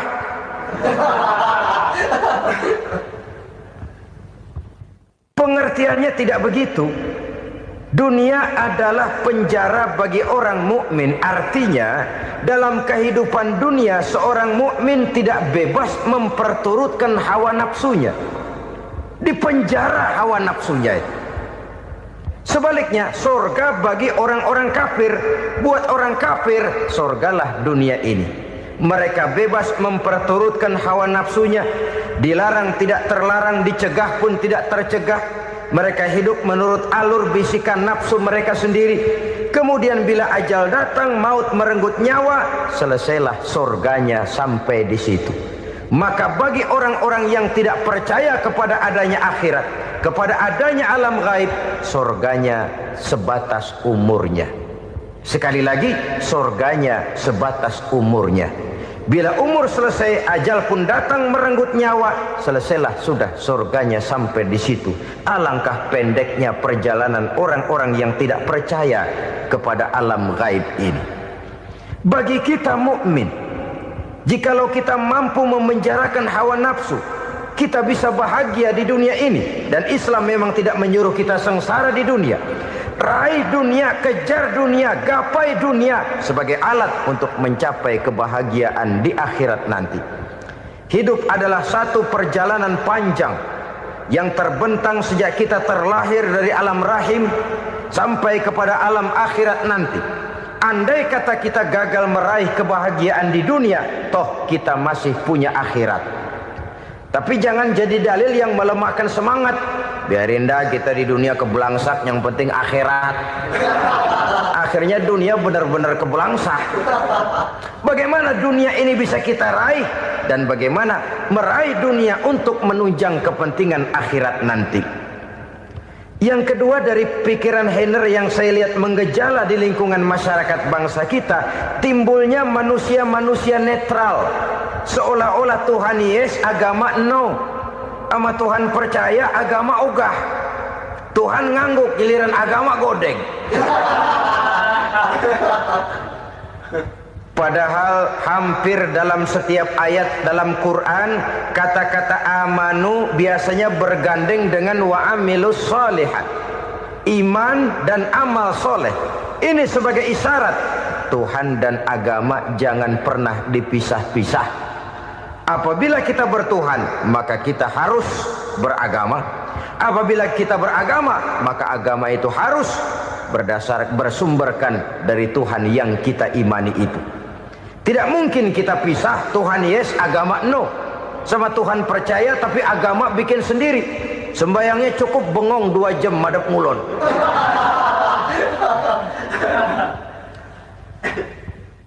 Saudara-saudara kaum muslimin rahimakumullah. Jadi dengan demikian, agama yang kita akui merupakan unsur mutlak di dalam pembangunan sekarang ini, merupakan bagian dari kehidupan yang menuntun kita bahwa di balik alam nyata ini, di balik alam syahadah ini ada alam gaib.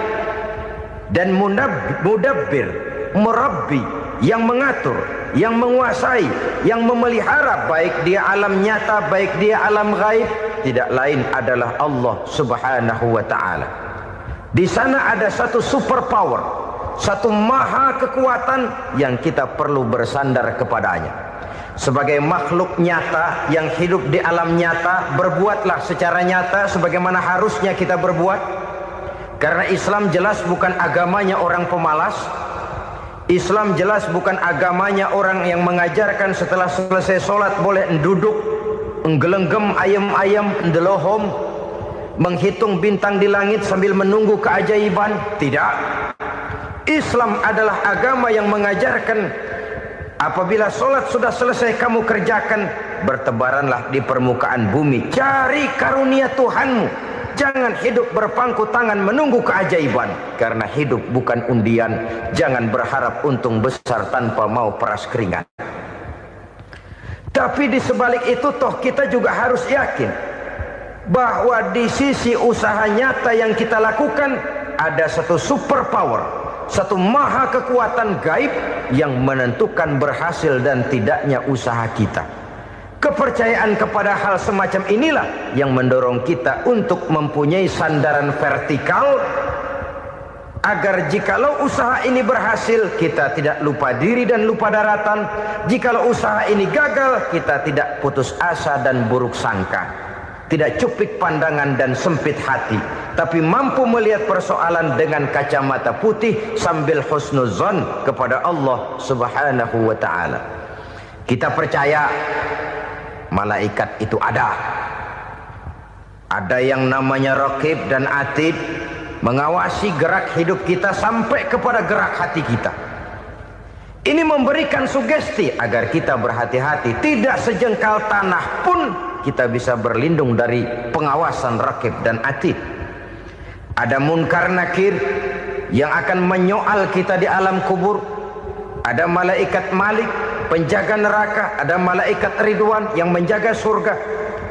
Kita percaya kepada adanya jin, kita percaya kepada adanya setan, iblis.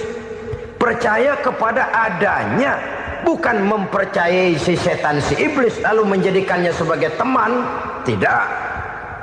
Percaya bahwa mereka itu ada dan merupakan makhluk Allah yang gaib, yang diciptakan Allah Azza wa Jalla. Kepercayaan kepada alam gaib memberikan motivasi terhadap gerak lahir manusia, sehingga dengan motivasi kepercayaan kepada yang gaib, gerak lahir jadi lebih terarah, jadi lebih terpelihara. Pernah seseorang bertanya, "Pak, apakah adanya akhirat bisa dibuktikan secara ilmiah?" Saya bilang tidak bisa, tidak bisa. Kenapa? Karena yang berangkat nggak pernah pulang kembali lagi. Kalau dia pulang kemari bisa kita tanya bagaimana enak di sono. Cuma secara moral saya katakan, lebih beruntung orang yang percaya kepada akhirat daripada yang tidak. Sekarang saudara percaya akhirat ada, lalu saudara baik-baik di dunia, sholat, puasa, zakat, menolong orang lain, menebarkan kebajikan. Saudara mati, andai kata akhirat tidak ada, toh dalam hidup saudara sudah berbuat baik.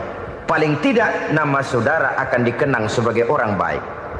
Sebaliknya, saudara percaya, kata saya, bahwa akhirat tidak ada, lalu hidup semau-maunya, tenggelam dalam maksiat dan munkarat, menentang Allah, tidak mau ruku dan sujud, lalu saudara mati, kemudian akhirat ada, ayo mau apa? Bekal tidak punya. Jadi secara moral lebih beruntung orang yang percaya kepada adanya akhirat daripada yang tidak percaya. Dan itu alam gaib yang tidak bisa dibuktikan secara eksakt. Jangankan untuk membuktikan seperti itu, dalam kehidupan sehari-hari saja yang kita rasakan tidak selalu berbentuk toh. Angin, bagaimana sih bentuknya angin? Kita tidak tahu. Merah, buktinya kalau dikerok merah. Yang merah itu kulit, yang kulit kita bukan anginnya. Sakit, rasa sakit itu ada, tapi bagaimana bentuk sakit kita nggak pernah tahu. Kalau kita makan cabai pedas, bagaimana bentuk pedas itu tidak ada, tapi rasa ada. Bentuk pedas hijau, cabenya bukan pedasnya. Tidak semua yang kita rasakan bisa kita gambarkan dalam bentuk yang konkret. Oleh karena itu, sekali lagi bahwa kepercayaan kepada alam yang gaib mampu memberikan satu sugesti yang menata kehidupan seseorang lebih lurus, lebih terarah, dan lebih terkendali. Maka wajar kalau kepercayaan kepada yang gaib mengantarkan seseorang untuk meraih kemenangan. Kenapa? Dia percaya kepada yang gaib, bahwa akhirat ada, bahwa alam kubur ada, bahwa pertanggungan jawab itu ada. Maka dia lalu tidak hidup saenae udele dewe, itu loh. Tidak hidup menurut seleranya sendiri, terarah, teratur. Ini cirinya yang pertama, orang bertakwa yang akan meraih kemenangan, mereka beriman, mereka percaya kepada yang gaib. Bahkan hal-hal konkret saja selalu berangkat dari yang gaib. Saudara-saudara, para remaja, para pemuda sekarang ini tidak pernah tahu toh siapa yang akan jadi teman hidup saudara.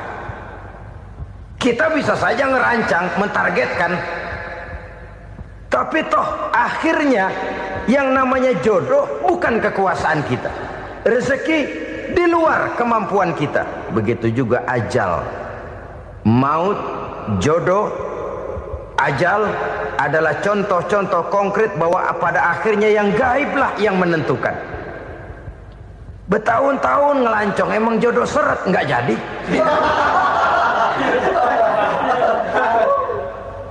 Begitu kenal baru setengah malam nginep ditangkap hansip kan. Hal-hal semacam itu kadang-kadang kita berpikir suuzon, gile, perempuannya cakep banget, lakinya rebek amat. Memang begitulah jodohnya. Memang begitulah jodohnya. Saudara hadirin ma'asyiral muslimin yang saya hormati, jadi hal-hal yang konkret saja kita yakini sepenuhnya ditentukan oleh satu superpower yang gaib itu tadi. Dari sanalah segala ketentuan itu berangkat dan kesanalah segalanya akan kembali. Maka kepercayaan kepada yang gaib meluruskan gerak hidup seseorang dan itu akan mengantarkan dia kepada meraih kemenangan. Satu. Yang kedua, wa yuqimuna shalah. Orang bertakwa yang akan meraih kemenangan itu adalah orang-orang yang mendirikan sholat. Kenapa sholat mengantarkan orang untuk meraih kemenangan? Yang jelas, inna sholata tanha anil fahsya'i wal munkar. Sholat mampu mencegah manusia dari perbuatan keji dan munkar. Banyak filsafat hidup yang terkandung di dalam sholat ini. Sejak kita wudhu sampai kita menghadap ke arah kiblat, sampai kita melakukan gerak-gerak sholat, bacaan-bacaan yang ada di dalam sholat, lalu sampai kepada mengucapkan salam. Banyak filsafat hidup yang terkandung di dalam sholat. Umpamanya saja, setelah takbiratul ihram mulai kita dengan sholat dalam posisi berdiri, diajarkan dalam kitab-kitab fikih agar kita melihat ke arah tempat sujud. Ini kan filsafat kehidupan. Kalau kamu sholat dalam posisi berdiri, lihat tempat sujud. Jangan sholat mata jelalatan, sebab nanti bisa mengurangi kekhusyuan. Jadi wajar kalau yang dikatakan bahwa yang paling afdol adalah shaf yang di depan. Kenapa? Secara harfiah pengertiannya akan lebih mengundang kekhusyuan. Kenapa? Kalau kita di shaf paling depan di masjid umpamanya paling banter kita lihat tembok. Tapi kalau kita shaf di tengah atau di belakang, orang-orang di depan kita pun akan kelihatan. Yang bajunya loreng, yang bajunya genggang, yang bajunya macam-macam. Kita lihat, kadang-kadang kita pikirin, ada yang bajunya bolong. Kita sholat tapi dalam hati, nih orang bajunya robek yang nggak tahu apa. Ada saja hal-hal yang mengusik kekhusyuan kita. Oleh sebab itu diajarkan dalam posisi berdiri, lihat, arahkan pandangan matamu kepada tempat sujud.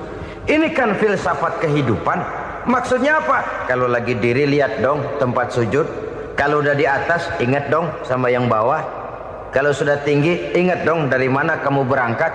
Kalau sudah berkuasa bantu dong yang lemah. Kalau sudah kaya santuni dong yang miskin. Kalau sudah alim bimbing dong yang awam. Ini filsafat kehidupan. Dalam posisi berdiri kau lihat tempat sujud. Ini akan melahirkan kepekaan sosial di mana seseorang mau tahu kepada orang lainnya. Bagaimanapun kaya kita, tinggi pangkat dan jabatan kita, jikalau hidup hanya untuk kepentingan perut sendiri saja, rasanya belum membawa manfaat di dalam kehidupan kita.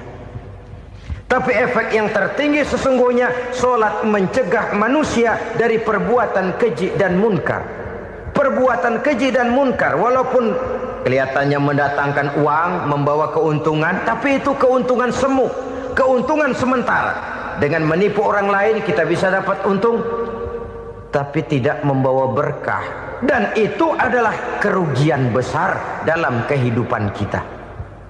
Maka untuk meraih kemenangan harus dimulai dengan membentuk kepribadian yang tegar, memiliki sandaran vertikal yang langsung kepada Allah Subhanahu wa ta'ala. Dan itu hanya bisa kita tempuh melalui jalur ibadah formal yang sudah ditentukan Allah, yakni sholat yang 5 waktu. Untuk memperkuat itu ada sholat-sholat sunnah, rawatib, nawafil sebagai terminal-terminal kontrol cadangan untuk memelihara stabilitas temperatur batin di dalam kita berhubungan dengan zat yang maha gaib, yaitu Allah Subhanahu wa ta'ala. Orang sering bertanya, Pak, itu tetangga saya nggak sholat, duitnya nggak habis-habis, Pak. Nggak sholat tapi mobilnya tambah terus. Nggak sholat tapi usahanya makin maju. Tapi di sisi lain ada orang yang rajin sholat, rezekinya butak bener. Anaknya mana kurus, mana korengan. Saudara hadirin ma'asyiral muslimin rahimakumullah. Harus saya katakan bahwa sholat memang bukan untuk cari duit. Sholat adalah sandaran vertikal kita kepada Allah. Sedangkan soal rezeki itu berkaitan dengan sifat Allah maha pengasih dan maha penyayang. Allah maha pengasih, siapapun dikasih kalau mau usaha. Allah maha penyayang, tidak semua orang disayang oleh Allah Azza wa Jalla. Dan belum tentu banyak harta itu merupakan nikmat. Mungkin juga istidraj. Artinya istidraj itu dikasih tapi diambulin, kalau bahasa Betawinya itu. Dikasih tapi diambulin, itu bukan merupakan nikmat sesungguhnya, lebih merupakan azab dari Allah Subhanahu wa ta'ala.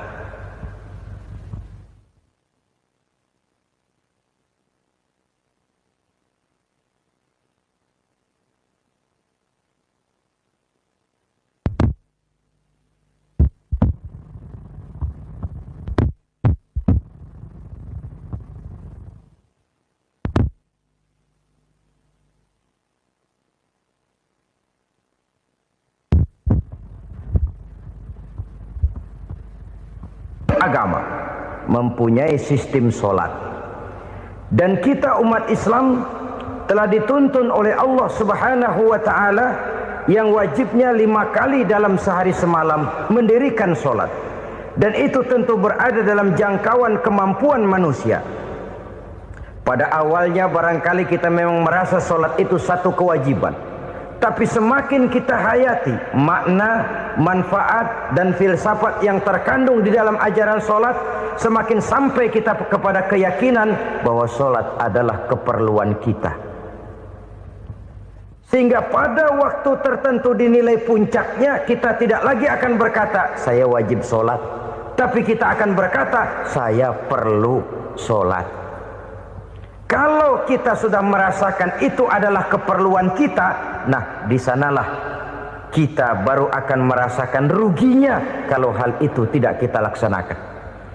Sepanjang kita masih berkata saya wajib solat, kita akan lebih merasakan dia sebagai beban ketimbang sebagai keperluan.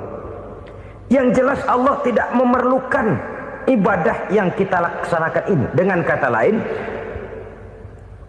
andai kata satu dunia penuh ini orang tidak ada yang sholat satu pun, Allah tidak akan turun dari jabatan Tuhan. Jangan lalu berpikir kalau kita ngambek se-RW kagak sembahyang Tuhan tekor kali ini ya. Tentu tidak, itu perlunya kita, bukan perlunya Allah. Dan pada induknya kita akan berkata saya perlu agama. Kalau secara induk kita sudah memerlukan agama, maka konsep-konsep yang ada di dalam ajaran agama itu pun adalah juga merupakan keperluan kita. Baik dia bernama sholat, baik dia bernama puasa, baik dia bernama zakat, baik dia bernama haji, seluruhnya adalah keperluan kita. Dan sesuatu yang kita perlukan apabila tidak kita laksanakan akan melahirkan kerugian di dalam kehidupan. Jangan heran kalau kita membaca riwayat perjalanan hidup para salafus soleh, orang-orang soleh. Ada yang tahajud sampai 100 rakaat, ada yang sholat malam kakinya sampai bengkak. Kita sekalinya bengkak biri-biri. Ada yang sholat membaca surah dalam Al-Quran sampai khotam Quran. Kok mau? Mereka sudah merasakan itu keperluan. Itu saja soalnya. Satu saat pun jikalau kita merasa bahwa itu keperluan saya, kita pun akan melaksanakan seperti itu. Keperluan saya dalam kehidupan. Inilah yang kedua. Yang ketiga, orang bertakwa yang akan meraih kemenangan itu, wa mimma razaqnahum yunfikun. Mereka membelanjakan sebagian daripada rezeki yang diberikan Allah kepada mereka. Mereka infakkan di jalan Allah. Ada satu dialog menarik. Satu hari seorang anak muda bertemu dengan seorang kakek-kakek yang sudah dikenalnya baik. Bertanyalah anak muda ini, "Kek, umur kakek berapa tahun?" 15 tahun, kata si kakek. "Anak kakek berapa orang?" 1. "Harta kakek berapa banyak?" 15 juta. Si anak muda ini bengong, lalu protes, "Kok kakek bohongin saya?" "Kenapa?" "Saya tahu umur kakek 70 tahun. Kenapa ngaku 15? Saya tahu anak kakek 5. Kenapa bilang 1? Saya tahu kakek miliuner, miliaran uang kakek. Kenapa ngaku cuma 15 juta? Begini, kata si kakek tadi. Benar, umur saya 70 tahun. Tapi dari umur yang 70 tahun itu baru 15 tahun terakhir ini saya merasakan ibadah kepada Allah. Meninggalkan maksiat, jauh dari segala macam munkarat. Maka yang 15 tahun inilah yang benar-benar saya rasakan sebagai umur saya. Benar anak saya 5, tapi yang 4 susah diatur. Cuman 1 rasanya nih yang bakal jadi si buah hati belahan jantung pelanjut cerita penerus sejarah. Cuma 1 ini yang saya harapkan, yang akan jadi anak soleh, yang akan membuat saya menerima pensiunan pahala. Kalau yang 4 apek dah, nggak ada harapan. Yang satu nyekek botol melulu. Oh begitu. Iya. Lalu kenapa kakek bilang harta kakek cuma 15 juta padahal saya tahu kakek uangnya miliaran, depositonya banyak? Ya karena 15 juta itulah yang saya ingat yang pernah saya belanjakan di jalan Allah. Saya merasa itulah harta saya yang sebenarnya. Yang miliaran yang saya simpan di bank kelak kalau satu saat saya mati akan jadi rebutan di antara anak-anak saya. Ya kalau anak saya soleh kayak yang satu ini. Kalau yang 4 tadi udah tulen dia bakal berantem dah berebut tuh. Jadi 15 juta yang saya belanjakan di jalan Allah inilah yang saya merasakan benar-benar harta saya yang sesungguhnya. Dialog ini patut menjadi bahan renungan kita bersama. Diberikan kita umur 40, 50, 60, 70, 80. Berapa tahun dari umur yang diberikan itu yang jalan mulus, yang kita gunakan untuk melaksanakan ibadah? Banyak harta kita simpan di bank, di lemari, di dompet, di tas. Tapi berapa yang sudah kita depositokan di jalan Allah yang akan menemani kita di hari kita kembali nanti? Maka orang bertakwa yang akan meraih kemenangan, wa mimma razaqnahum yunfikun, mereka membelanjakan sebagian dari rezeki yang diberikan Allah di jalan Allah Subhanahu wa ta'ala. Ma'asyiral muslimin rahimakumullah. Zahirnya memang kita memberikan kepada orang lain, tapi hakikatnya kita menyimpan untuk diri kita sendiri. Kita memberikan kepada yatim piatu 25.000. Zahirnya kita memberikan si yatim, hakikatnya kan kita cuma nyimpan. Saya berikan, titip kepadamu, ini untuk saya di akhirat. Kau boleh belikan baju, kau boleh belikan untukmu makan, kau boleh bayarkan sekolahmu.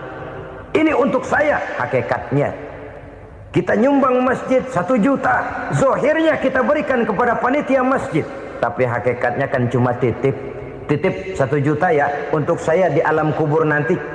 Silahkan kau boleh belikan semen, ini uang, belikan besi, belikan pasir. Saya cuma sekedar titip untuk kepentingan saya. Hakikatnya kita cuma sekedar menitip. Sebagaimanapun pada hakikatnya, apapun yang kita miliki dalam kehidupan kan cuma sekedar hak guna pakai, bukan hak milik mutlak. Harta kita, rumah kita, kendaraan kita, kebun kita, pabrik kita, hak guna pakai saja. Hak milik mutlak cuma untuk Allah Subhanahu wa ta'ala. Saudara-saudara kaum muslimin rahimakumullah. Ini yang ketiga. Kemudian yang keempat, orang-orang bertakwa yang akan meraih kemenangan, allazina yu'minuna bima unzila ilaika. Mereka yang beriman, mereka yang percaya kepada apa yang telah diturunkan kepadamu Muhammad, ay Al-Quran, yakni Al-Quranul Karim. Setelah percaya kepada yang gaib, mendirikan solat, kemudian menginfakkan sebagian dari rezeki yang diberikan Allah, mereka juga lalu percaya kepada yang diturunkan terhadap Nabi, yaitu tidak lain Al-Quranul Karim. Sekali lagi di sini, percaya bukan hanya sekedar percaya saja, tetapi percaya lalu menjadikan Al-Quran itu sebagai pedoman hidup. Sebab memang Al-Quran itu adalah GBHM, garis-garis besar haluan muslim. Apa yang harus kita lakukan, apa yang harus tidak kita lakukan, bagaimana mestinya kita bertingkah laku dan berbuat, seluruhnya tercantum di dalam Al-Quranul Karim.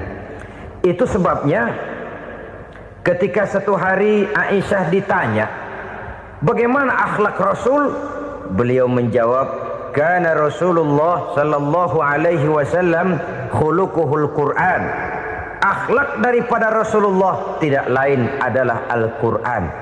Jawaban simpel ini memberikan gambaran bahwa keseluruhan daripada konsepsi Quran sudah diterjemahkan dalam kehidupan Rasulullah sallallahu alaihi wasallam. Karena kita tahu akhlak adalah keseluruhan dari gerak hidup manusia. Sejak ia berpribadi, berumah tangga, bertetangga, bermasyarakat, sampai kepada berbangsa dan bernegara, Al-Quran tetap memberikan sentuhan nilainya. Oleh karenanya, orang-orang yang bertakwa adalah orang-orang yang menjadikan Al-Quran sebagai pedoman dalam kehidupannya. Dan kita yakini Al-Quran diturunkan kepada Nabi Muhammad bukan merupakan produk Nabi Muhammad.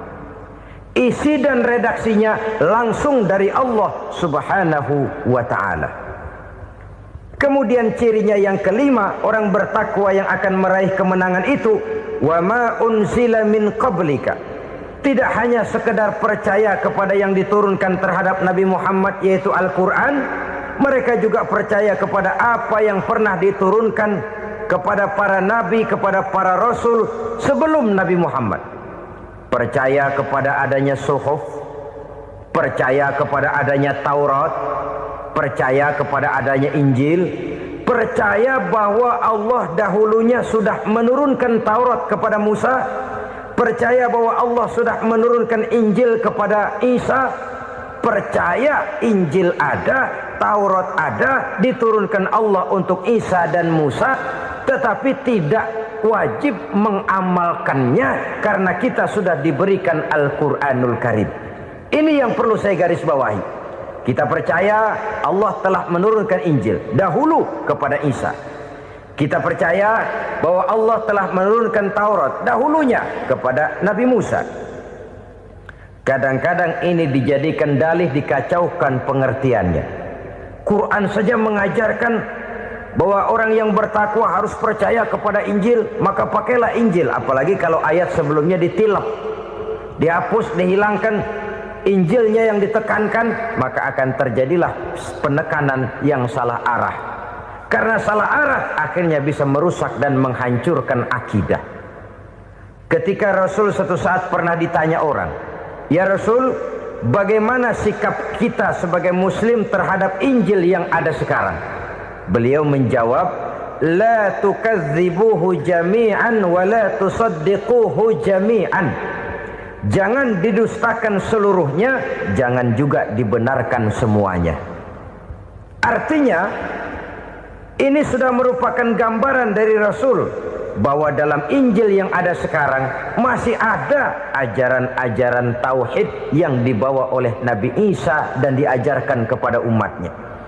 Tapi juga dalam Injil yang sekarang ini sudah terkena intervensi dan investasi manusiawi. Karena itu Rasul menyimpulkan, la tukadzibuhu jami'an wa la tusaddiquhu jami'an.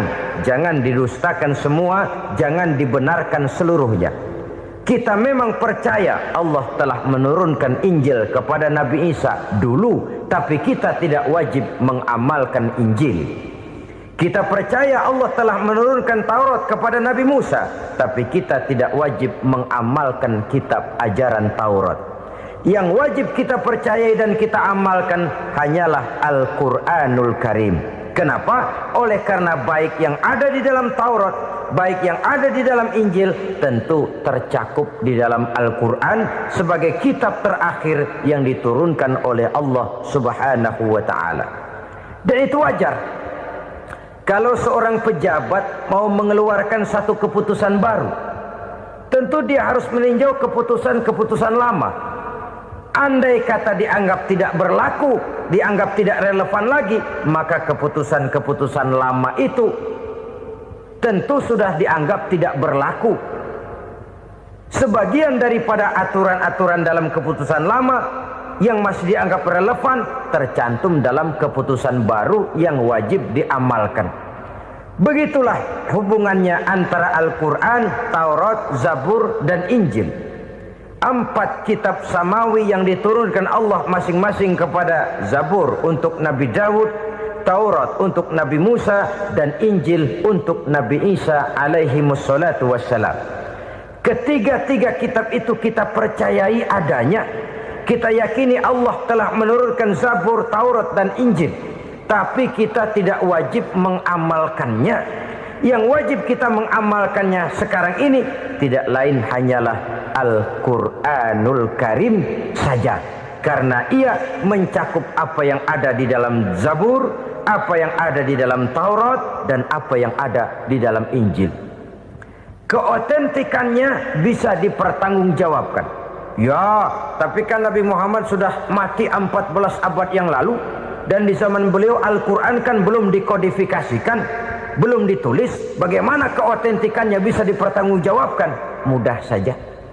Allah berjanji, inna nahnu nazzalna dzikra wa inna lahu lahafizun. Kami yang menurunkan Al-Quran dan kami yang akan menjaga dan memeliharanya. Allah turunkan Quran, Allah menjaganya. Bagaimana cara Allah menjaga Al-Quran itu? Banyaknya orang-orang yang hafaz Al-Quran. Hafaz Al-Quran 30 juz, 114 surah, 6.666 ayat. Sehingga jangankan satu kata, jangankan satu ayat, satu kalimat saja berubah, sudah akan timbul reaksi dan mudah dimengerti. Kenapa? Banyak orang-orang yang hafaz Al-Quran. Sedangkan pada setiap akhir tahun biasanya malaikat Jibril selalu mengadakan checking terhadap ayat-ayat yang diturunkan pada waktu itu. Di zaman Nabi sendiri sudah ada usaha kodifikasi. Dan yang lebih luar biasa lagi, sampai hari ini tidak seorang pun mampu membuat satu ayat saja semacam Al-Quran. Ke bahasa manapun dia diterjemahkan, naskah aslinya tetap ikut. Rujukan dasarnya tetap ada. Berdasarkan itu, maka tidak mungkin terjadi penyelewengan terhadap atau pemalsuan terhadap ayat-ayat Al-Quranul Karim. Kesuciannya, keotentikannya, kemurniannya bisa dipertanggungjawabkan. Ma'asyiral muslimin rahimakumullah. Oleh karenanya, konsepsi dasar daripada ajaran Islam ini memang tidak lain adalah Al-Quran dan Sunnah. Isi daripada agama Islam yang merupakan iman, Islam dan ihsan, konsepsi dasarnya tidak lain adalah Al-Quran dan Sunnah Rasulullah Sallallahu Alaihi Wasallam. Maka yang kita perlukan sekarang ini adalah terjemahan Al-Quran di dalam kehidupan kita. Dengan demikian, maka gaya kehidupan yang lebih Qurani itulah yang kita dambakan. Kita perlu memang terjemahan Quran dalam bahasa Inggris, dalam bahasa Belanda, dalam bahasa Jepang, tapi yang lebih kita perlukan adalah terjemahan Quran di dalam kehidupan kita. Konsekuen, tidak memanipulasi, ringan sama kita jinjing, berat sama kita pikul. Jangan kalau lempengan ayat Quran tuh kira-kira enak diamalin, keras teriakan kita. Giliran kira-kira ayat Quran itu mukul kepala kita sendiri, diam kita. Itu ciri yang pernah disindir Allah dalam awal-awal Baqarah juga. Ciri beragamanya orang yang munafik. Kullama adha'a lahum masyawfih, kata Allah. Wa iza azlama alaihim qamu. Apabila terang mereka jalan, apabila gelap mereka berhenti. Artinya, kalau kira-kira di Islam nguntungin, rame-rame pada teriak Islam. Tapi ketika diminta untuk berjuang, ketika dituntut untuk berkorban, rame-rame mengundurkan diri. Nasib agama tidak ubahnya seperti daun pisang yang dikait orang di tepi jalan lantaran tak berpayung di ketika hari hujan. Manakala hujan usailah sudah, daun itu pun dicampakkan di tepi jalan, diinjak pula orang nan lalu. Artinya orang menjadikan agama cuma sebagai lipstick, decoration only, tidak konsekuen. Hanya pada saat-saat kelihatannya Islam membawa keuntungan, rame-rame orang teriak-teriak tentang Islam. Tapi jikalau diminta berjuang, jikalau dituntut untuk berkorban, biasanya rame-rame juga mengundurkan diri. Jangan heran kalau mayoritas hitungan kita, tapi minoritas peranan kita. Kuantitas kita dalam jumlah, tapi dalam kualitas kita lebih sering jadi penonton daripada jadi pemain. Padahal itu sangat tidak boleh terjadi. Umat Islam di Indonesia harus bangkit. Umat Islam di Indonesia harus sadar akan keberadaannya. Tidak boleh hanya jadi penonton berpangku tangan. Karena memang agama kita juga mengajarkan untuk konsekuen di dalam menjabarkan ajaran-ajaran daripada agama kita. Kita sering jatuh menjadi umat yang lemah oleh karena kita ini tidak pandai menggalang kebersamaan yang diakibatkan tidak konsekuennya kita.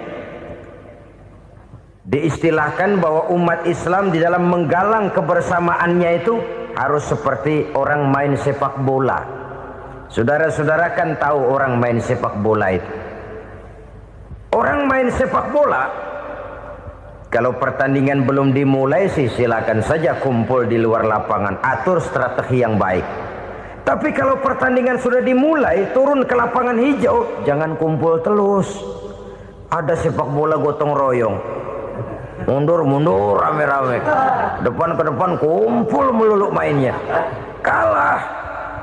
Orang main sepak bola itu ya harus ada penyerang tengah, harus ada penjaga gawang, harus ada strikernya, harus ada kiri luarnya, kanan dalamnya yang jadi backnya.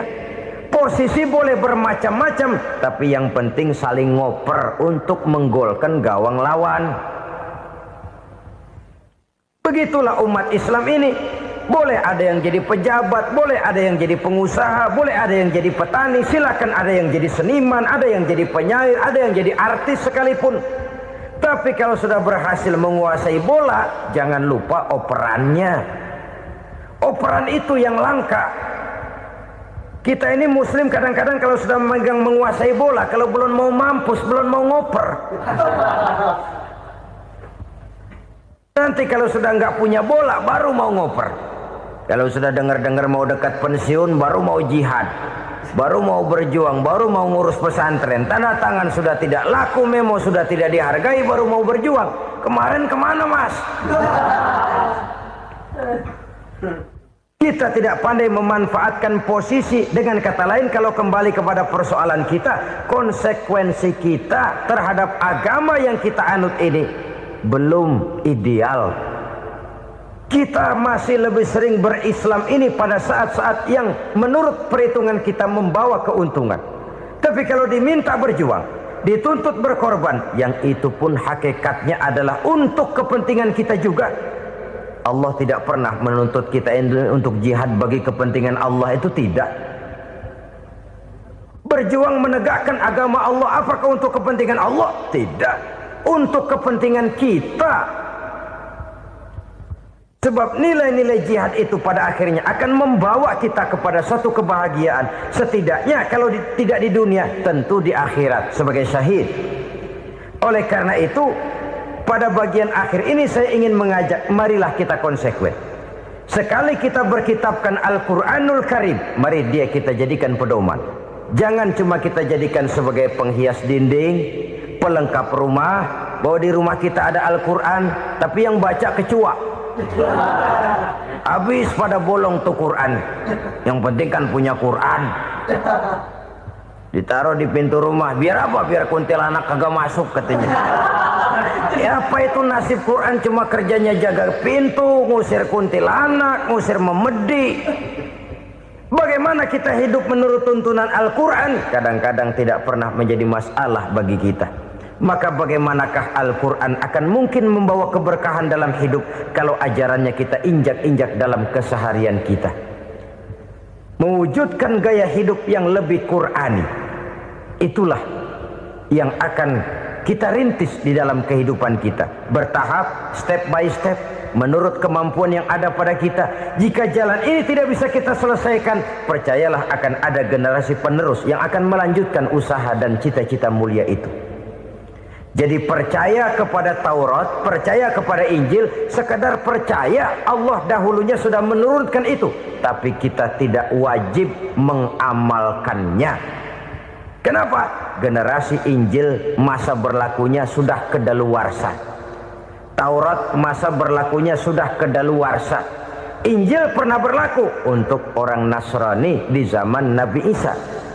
Taurat pernah berlaku untuk orang Yahudi di zaman Nabi Musa. Setelah generasinya berlalu, datang Rasul penutup yang membawa Al-Quranul Karim, maka Al-Quran itulah yang berlaku menjadi pedoman sampai hari akhir nanti. Jangan jauh dari Al-Quran, karena apabila ini kita lakukan, maka kita akan kembali kepada satu gaya hidup yang jauh dari tuntunan agama, dan itu artinya kita akan semakin jauh untuk meraih kemenangan. Saudara-saudara kaum muslimin rahimakumullah. Yang keenam, yang terakhir, orang-orang bertakwa yang akan meraih kemenangan itu wabil akhirati hum yuqinun. Mereka percaya, mereka yakin seyakin-yakinnya akan adanya hari akhir, di mana seseorang akan mempertanggungjawabkan seluruh perbuatannya di dalam hidup ini, dan tidak ada satu perbuatan yang bagaimana kecilnya sekalipun yang tersembunyi dalam pandangan manusia yang tidak akan dibukakan persoalannya di mahkamah Qadi Rabbul Jalil di akhirat nanti. Itulah sebabnya maka percaya kepada akhirat disebut secara khusus. Padahal di awal tadi sudah dijelaskan yu'minuna bil ghaib, percaya kepada alam gaib, dan alam gaib ini termasuk akhirat. Kenapa pada bagian akhir disebut lagi akhirat? Karena ternyata bahwa kepercayaan kepada adanya akhirat merupakan induk dari kepercayaan terhadap adanya malaikat, setan, jin dan lain sebagainya, dan akan lebih memberikan sugesti dalam kehidupan manusia untuk meluruskan gerak hidupnya. Jikalau satu saat tergerak hati akan berbuat kejahatan, ingin mencuri, sadarlah, awas ada akhirat. Sebab kalau kita cuma teriak awas ada polisi, itu cuma tertunda sementara, begitu polisi meleng embat. Kalau kita ingin berbuat jahat cuma berteriak awas ada hansip, cuma sementara ketika hansip itu ada. Tapi kalau ceritanya awas ada akhirat, mau menyeleweng awas ada akhirat, mau berjudi awas ada akhirat, mau mencuri awas ada akhirat. Keyakinan yang akan meluruskan gerak hidup manusia sehingga gerak itu jadi lebih terarah dan terkontrol, tidak merugikan baik diri sendiri, lebih-lebih orang lain. Ternyata bahwa kepercayaan kepadanya adanya hari akhirat sanggup menjadi sumber daya kontrol dari kehidupan manusia, sehingga ia tidak terjebak dalam perbuatan maksiat dan munkarat. Saudara-saudara kaum muslimin